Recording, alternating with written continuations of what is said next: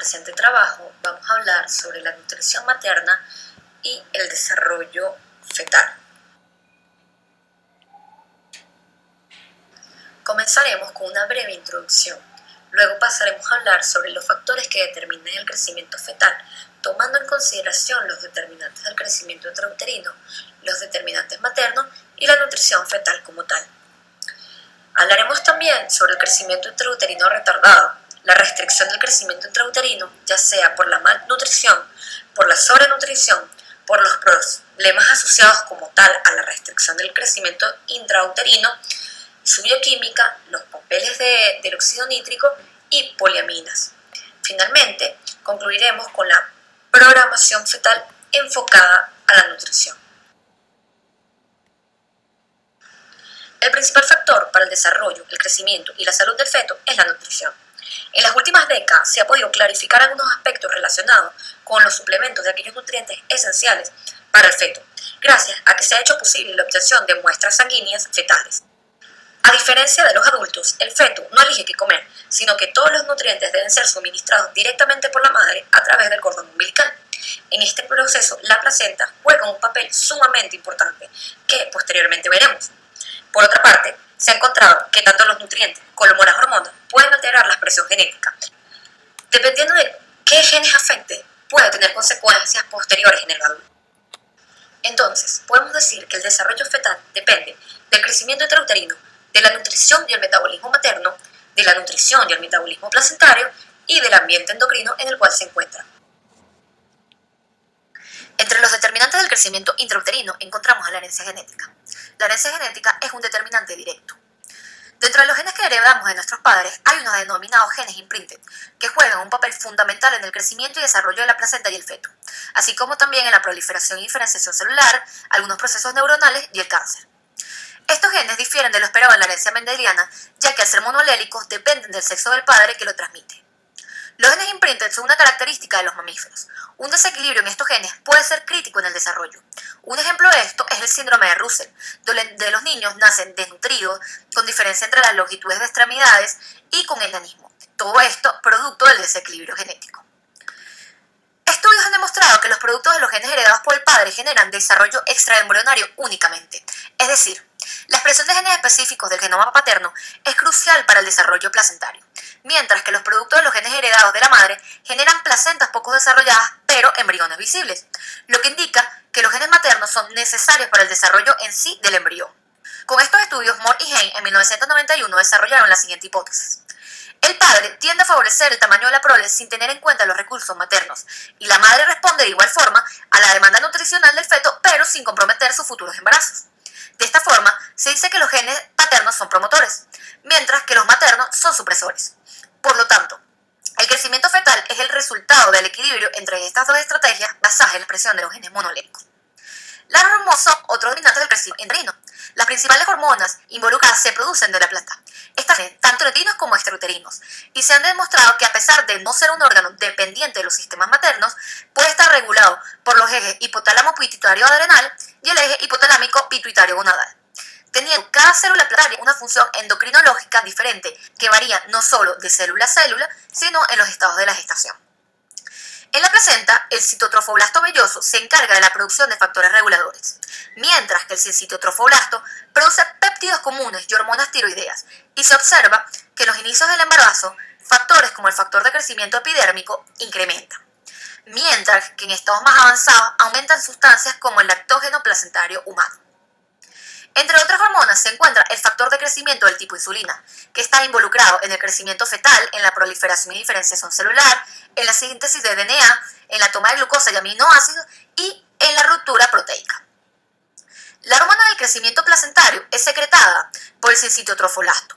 Esta hormona es importante en el control de los niveles maternos del factor de crecimiento tipo insulina 1. Se ha demostrado que la secreción de la hormona del crecimiento placentario en la circulación materna está significativamente reducida en los embarazos con restricción del crecimiento fetal. La leptina es una hormona polipeptídica. Estudios en recién nacidos donde se le han medido los niveles demuestran una relación significativa con el peso fetal, el índice de masa corporal del feto y las días. Igualmente produjo evidencia de que la mayor parte de la leptina producida por la placenta se libera en la circulación materna. Pero, comparada con otras hormonas placentarias, como lo es la gonadotropina coriónica y el lactógeno placentario, la leptina se libera en una proporción considerablemente mayor en la circulación fetal. La nutrición fetal la podemos ver como una interrelación entre la madre, la placenta y el feto. Dentro de los determinantes maternos, encontramos que el metabolismo materno cambia durante el embarazo para suplementar a la unidad feto-placenta todas las necesidades nutricionales. Estas adaptaciones conllevan además cambios en la función de la placenta, como lo es la hemodilución, la reducción de resistencias periféricas al flujo sanguíneo, la reducción de la presión sanguínea y los cambios hormonales.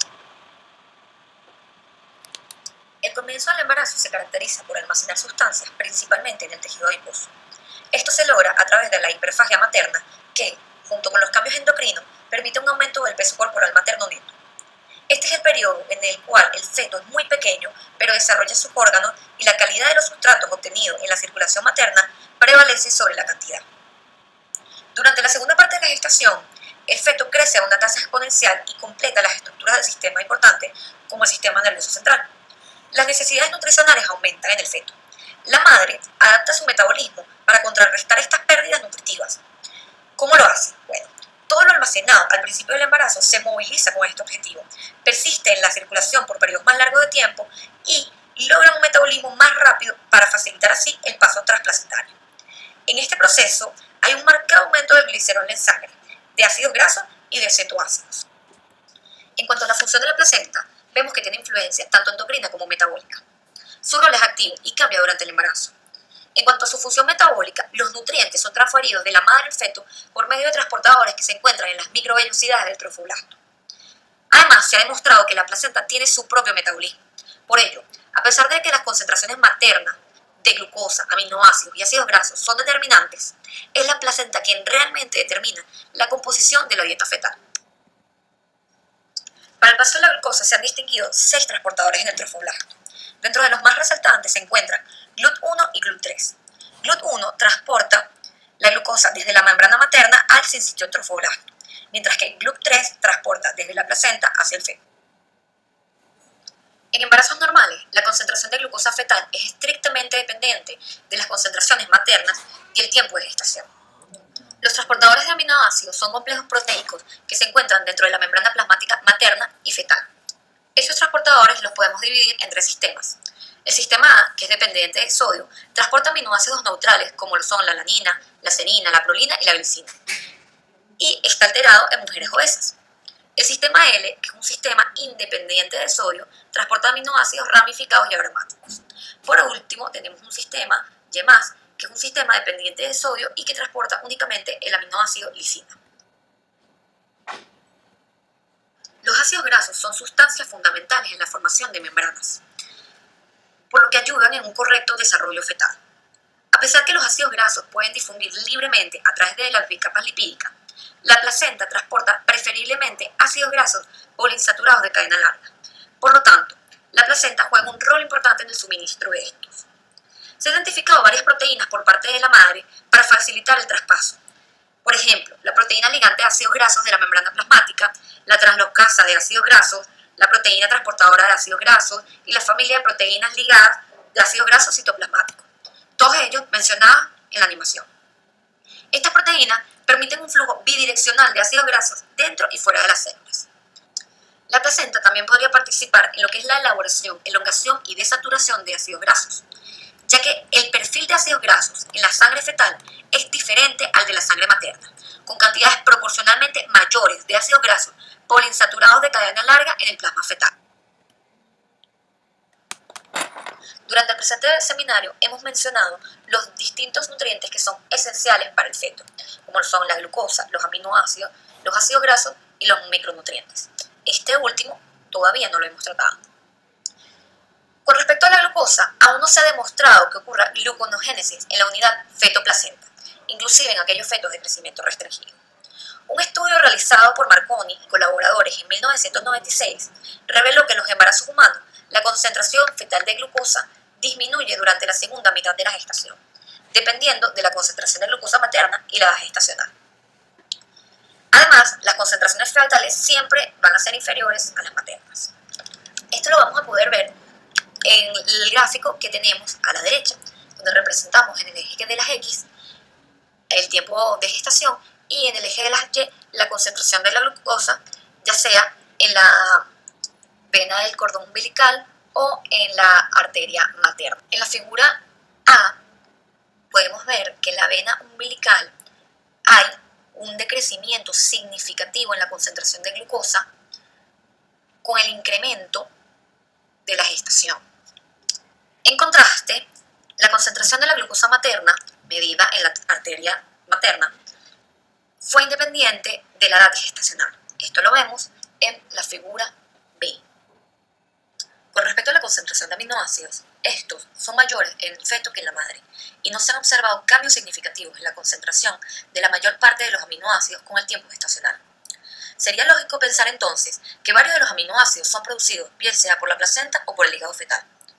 Estudios in vivo realizados en embarazos humanos por difusión de isótopos en la circulación materna demostraron que varios aminoácidos son producidos por la placenta.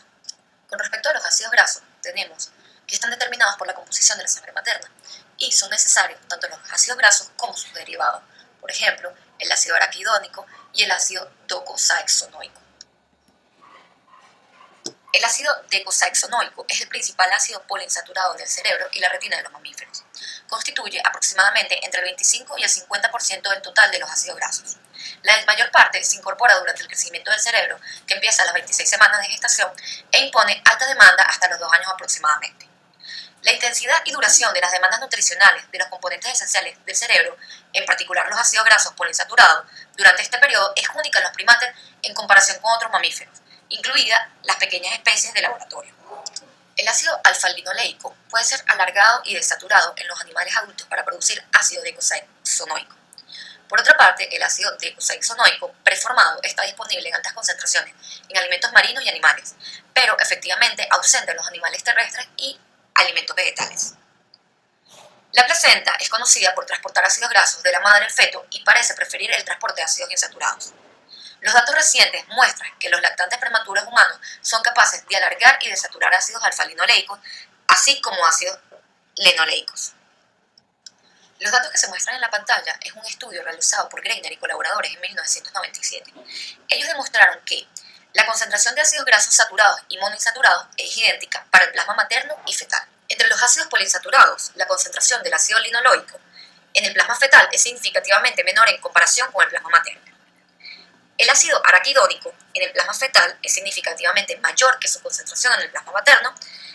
Con respecto a las concentraciones del ácido docosahexaenoico, no se detectaron diferencias estadísticamente significativas, aunque la concentración media fetal fue mayor.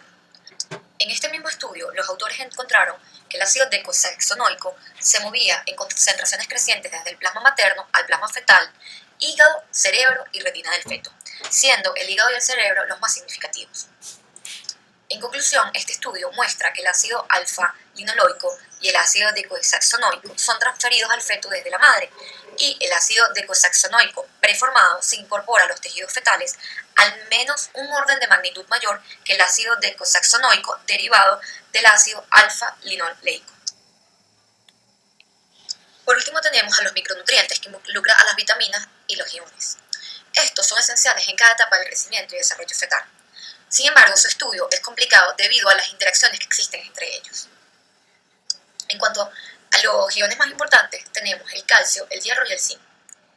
Se sabe que el calcio se acumula aproximadamente de 25 a 30 gramos durante el embarazo para poder mineralizar el esqueleto, y la mayor demanda se sitúa en el tercer trimestre. El calcio, además, ayuda al crecimiento celular y al desarrollo neurológico, y es transportado a través de la placenta por canales específicos para este fin. El hierro es transportado por la ayuda de un receptor transferrina diférrica, el cual se encuentra en las microvellosidades del sincitio trofoblasto. El zinc es esencial para estabilizar enzimas y factores de transcripción o como componentes centrales de los procesos catalíticos, al igual que el cobre y el hierro. Las deficiencias de hierro se asocian con anemia materna y un mayor riesgo de hemorragia materna. Además, la relación peso placentario fetal es predictiva para enfermedades cardiovasculares en la edad adulta. En cuanto a las vitaminas, tenemos que desempeñan un papel importante en la capacidad antioxidante, protección de células contra daños inducidos por radicales libres, entre otras funciones. Restricción del crecimiento intrauterino, o en sus siglas IUGR. La restricción del crecimiento intrauterino ha pronunciado efectos sobre la salud neonatal y de adultos. Por esta razón, la identificación de los factores que juegan un papel en el crecimiento fetal normal y alterado pueden ser útiles para las medidas preventivas. La restricción del crecimiento uterino es el resultado final de varios factores que pueden actuar desde las primeras etapas de la gestación o durante el último tercio. Sus efectos deleterios no se limitan al periodo fetal, sino que en algunos casos se prolongan más allá del nacimiento, dando lugar a retraso de crecimiento en la infancia y adolescencia, y a baja talla y trastornos metabólicos en la edad adulta. Evidencias sugieren que el ambiente intrauterino es un principal determinante del crecimiento fetal, por lo que el crecimiento fetal es más vulnerable a las deficiencias nutricionales maternas durante el periodo de preimplantación y el desarrollo placentario.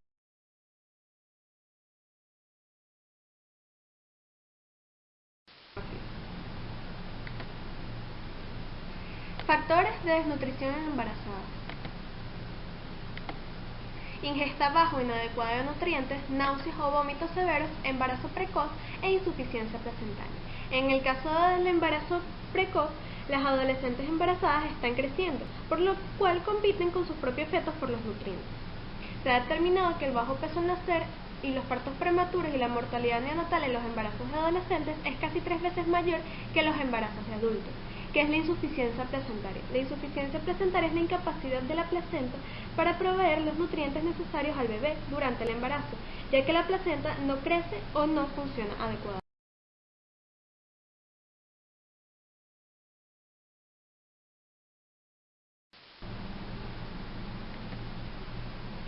Amplios estudios han demostrado que la sobrenutrición materna retrasa el crecimiento placentario y fetal y aumenta la mortalidad fetal y neonatal en ratas, cerdos, ovejas y cerdos.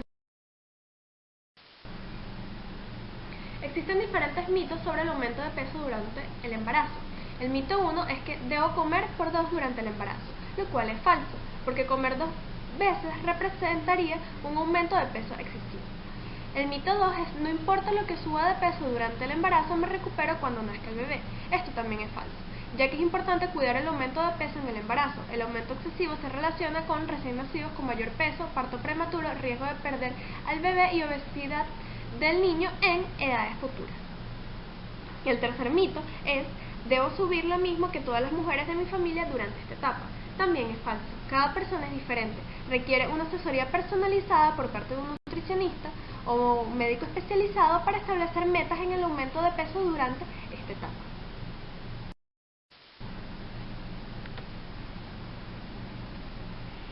Debido a que la investigación nutricional y de desarrollo a medida involucra recolección invasiva de tejidos y procedimientos quirúrgicos, no es ético ni práctico llevar a cabo estos experimentos con la placenta humana y el feto.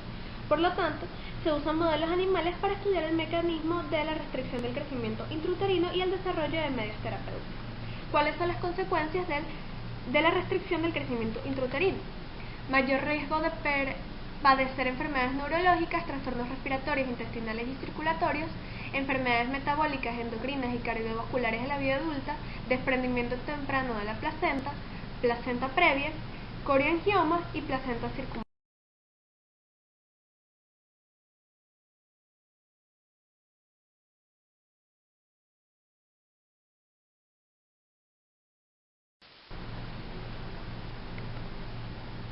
La evidencia disponible sugiere que la arginina desempeña un papel clave en el embrión. Esta es sustrato para el óxido nítrico y síntesis de poliamina, vía óxido nítrico sintasa y ornitina descarboxilasa respectivamente. A continuación se da una lista de algunos alimentos que se deben consumir que contienen arginina.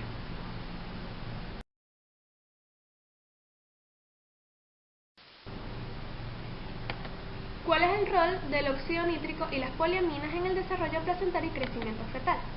En el caso del óxido nítrico, este desempeña un papel en la regulación de los flujos sanguíneos placentarios fetales y por lo tanto la transferencia de nutrientes y oxígeno de la madre al feto. En el caso de las poliaminas, regula la síntesis de ADN y proteínas y por lo tanto la proliferación y diferenciación celular, regulador de la angiogénesis y embriogénesis, es decir, ambos, el óxido nítrico y las poliaminas, son reguladores claves de la angiogénesis, embriogénesis y el crecimiento fetal y placentario.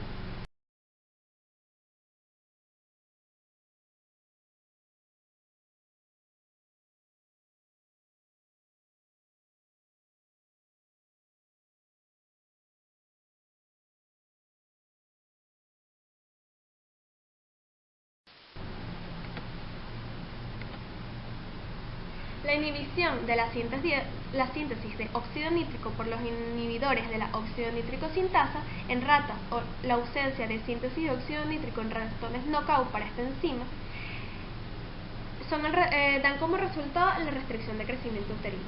La inhibición de la síntesis de poliaminas impide la embriogénesis del ratón y la inhibición de la síntesis de poliaminas placentarias reduce el tamaño de la placenta e impide el crecimiento fetal.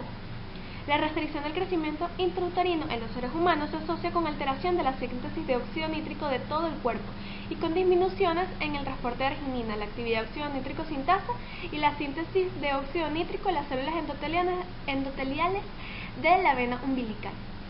La deficiencia de arginina materna causa restricción de crecimiento intrauterino, aumenta la resorción fetal y la muerte, y aumenta la fertilidad perinatal.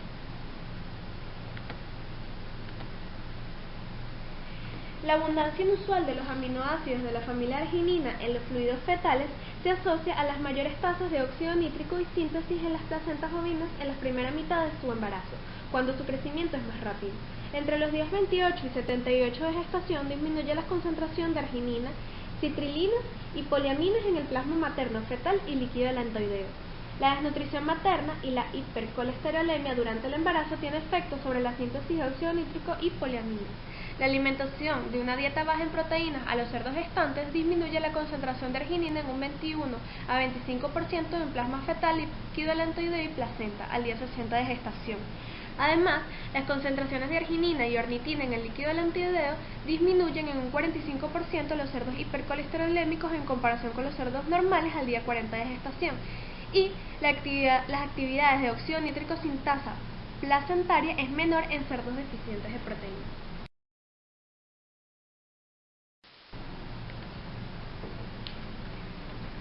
Las concentraciones de biopterina en el líquido delantoideo amniótico y alantoideo se reducen en un 32 al 36% en ovejas desnutridas en comparación con las ovejas control, lo que indica una reducción de la disponibilidad de BH4 para la producción de óxido nítrico en el embrión.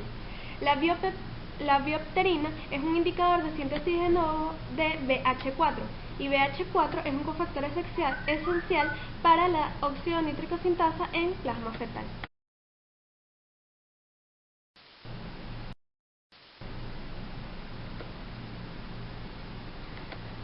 En resumen, la desnutrición materna perjudica la vasodilatación dependiente de óxido nítrico, aumenta la presión arterial en el feto ovino, los flujos sanguíneos uterinos y umbilicales se reducen en ovejas adolescentes desnutridas, lo que sugiere una reducción en la generación de óxido nítrico por las células endoteliales vasculares del útero y la placenta, y en los sujetos obesos se espera que altos niveles de lipoproteína de baja densidad y hipercolesterolemia afecten la síntesis endotelial de óxido.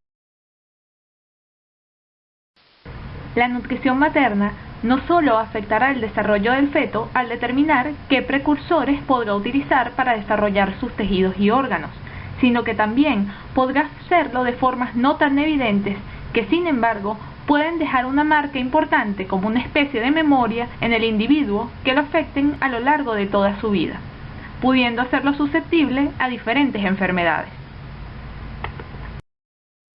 Esta predisposición se ha planteado como una hipótesis conocida como la programación fetal. En particular, ahora evaluaremos cómo la nutrición materna afecta la epigenética del genoma fetal. Se sabe que la plasticidad en desarrollo es la habilidad que tiene un organismo de cambiar su fenotipo en respuesta a alteraciones en el ambiente. Esto es común, mas cuando estos cambios son permanentes, se habla de programación fetal, una hipótesis que se refiere a las alteraciones permanentes en las funciones o en la estructura de los tejidos como resultado del ambiente intrauterino.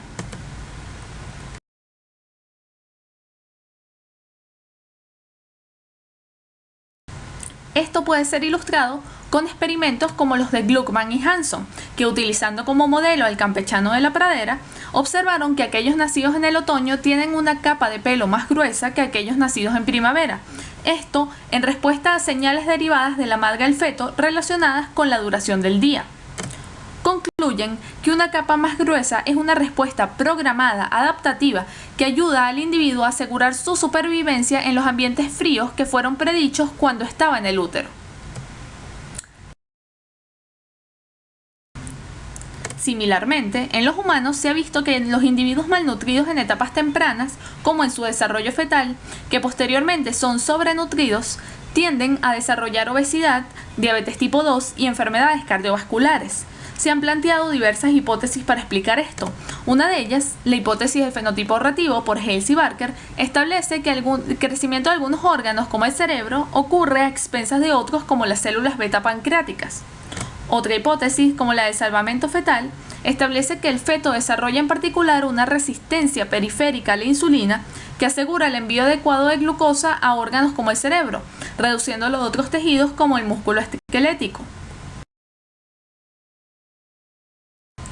Independientemente de qué esté ocurriendo realmente, lo que es seguro es que la nutrición fetal, el estrés, mediado por moléculas como glucocorticoides, y las toxinas ambientales, derivan en una reorganización y adaptación a nivel celular, epigenético y de órganos. Las células alteran su número, su tasa de proliferación y su tamaño, y esto deriva en modificaciones en la organización intracelular. Los órganos alteran sus funciones metabólicas y celulares. Esto puede evidenciarse en el apetito y en la lipogénesis del individuo. En particular, el epigenoma se puede ver afectado dado que los procesos como la metilación del DNA, la modificación de histonas y los cambios en la cromatina se ven alterados, y esto implica modificaciones en la expresión genética y en la señalización. Se sabe que el estado nutricional materno afecta el estado epigenético del genoma fetal. En este sentido, las alteraciones epigenéticas son aquellos cambios estables de la expresión genética causados por modificaciones covalentes del DNA y de las histonas centrales. Dos de los principales mecanismos que median los efectos epigenéticos son, por un lado, la metilación del DNA, que ocurre en posiciones 5' de los residuos de citosina en dinucleótidos CpG a lo largo del genoma, y que modulan la interacción de proteínas de unión al DNA que son sensibles a este grupo, afectando por ende la conformación de la cromatina de forma local. Por otro lado, la modificación de histonas, bien sea por su acetilación o metilación, altera el posicionamiento de las interacciones entre estas proteínas y el DNA, así como la afinidad de unión al DNA. En conjunto, estos cambios modifican la expresión genética.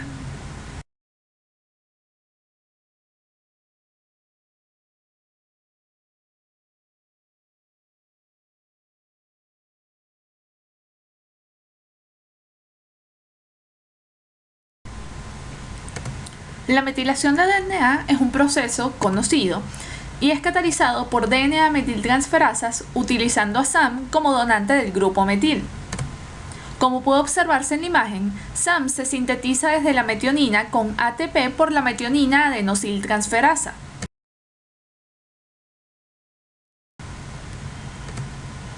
En un ciclo más ampliado, puede verse que están involucrados directa o indirectamente aminoácidos como la serina y la glicina y compuestos como la betaína y la colina en su síntesis. La síntesis de SAM efectivamente involucra el conocido metabolismo de un carbono, los ciclos del folato y el ciclo de la metionina, y si dichos ciclos se ven alterados, también se alterará la metilación y por ende el epigenoma. Estos ciclos dependen además de la vitamina B12. Al alterarse y poder modificarse el metabolismo de metilación, se ha establecido que la metilación del DNA y las modificaciones de las histonas pueden verse cambiados por la disponibilidad general de aminoácidos y micronutrientes. Esta noción está apoyada por varias evidencias.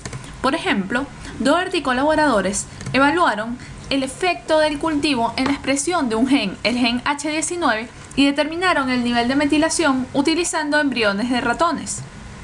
Vieron que en medio Witens, medio utilizado normalmente para cultivar embriones, se expresó el gen que es normalmente silente H19, pero su expresión fue mínima en medio KSOM, que es un medio rico en aminoácidos. Además, revelaron una pérdida en la metilación de un par CpG aguas arriba de la región control en embriones cultivados en Witten pero no en KSOM. Esto les permitió concluir que una deficiencia en aminoácidos resulta en una reducción importante de la metilación del DNA genómico y además en expresiones aberrantes del alelo paterno H19 que normalmente es silente, y al ser un gen imprinted en particular, está involucrado en el crecimiento intrauterino.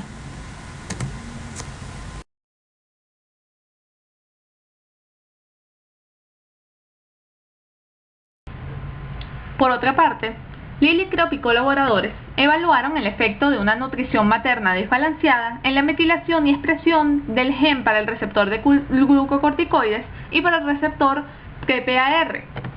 Utilizaron como grupos un grupo control alimentado con una proteína control, un grupo alimentado de forma restringida y otro con restricción proteica más suplementado con ácido fólico. Encontraron que en el grupo de alimentación proteica restringida la metilación fue menor, más la expresión fue mayor que en el grupo control. Sin embargo, la dieta suplementada con ácido fólico previno esos cambios y además el receptor PPAR no vio afectada su expresión en ninguno de los grupos. Esto les permitió concluir que una nutrición prenatal desbalanceada altera epigenéticamente a genes específicos y por ende se modifica la expresión del mRNA. Además, concluyen que la regulación epigenética de la transcripción es un fuerte candidato para la programación fetal.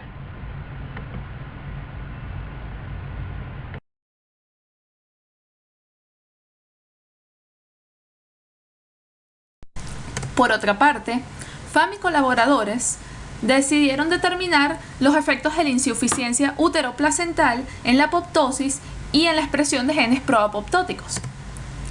Sabiendo que la IUGR reduce el número de glomérulos, ellos establecieron que esto puede deberse a un aumento de la apoptosis y a alteraciones de los niveles de expresión de proteínas proapoptóticas.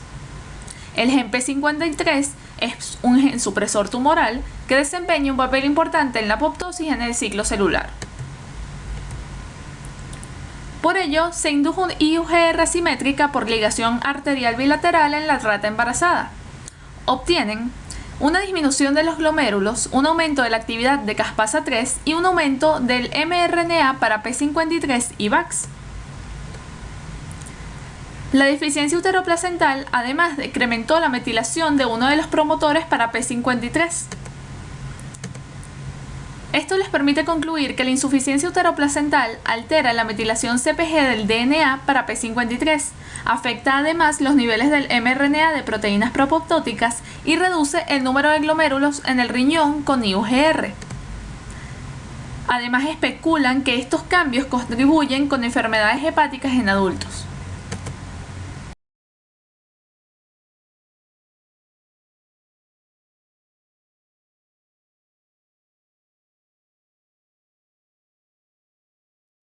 Por otra parte, Sinclair y colaboradores hipotetizaron que niveles restringidos de vitaminas B específicas como la B12 y el folato y de metionina generarían modificaciones epigenéticas en el ovocito preovulatorio, en el embrión preimplantado o en ambos, con implicaciones a largo plazo para la descendencia. Así, evaluando cómo estas restricciones afectarían al feto, notaron que no se observaron problemas en el establecimiento del embarazo o del peso de nacimiento, pero la descendencia adulta resultó más pesada y obesa, con respuestas inmunes alteradas, resistencia a la insulina y alta presión sanguínea. Además vieron que existió una alteración en el estado de metilación del 4% de los 1.400 pares CpG del hígado fetal analizados, evidenciando así un mecanismo epigenético correlacionado al efecto nutricional causado por la restricción. Concluyen que reducciones clínicamente relevantes en nutrientes específicos dirigidos a los ciclos de metionina y folato, que como vimos se relacionan con la síntesis de SAM y por ende con la metilación del DNA, durante el periodo periconcepcional pueden llevar a alteraciones epigenéticas generalizadas de la metilación del DNA en la descendencia y además pueden modificar fenotipos adultos relacionados con enfermedades.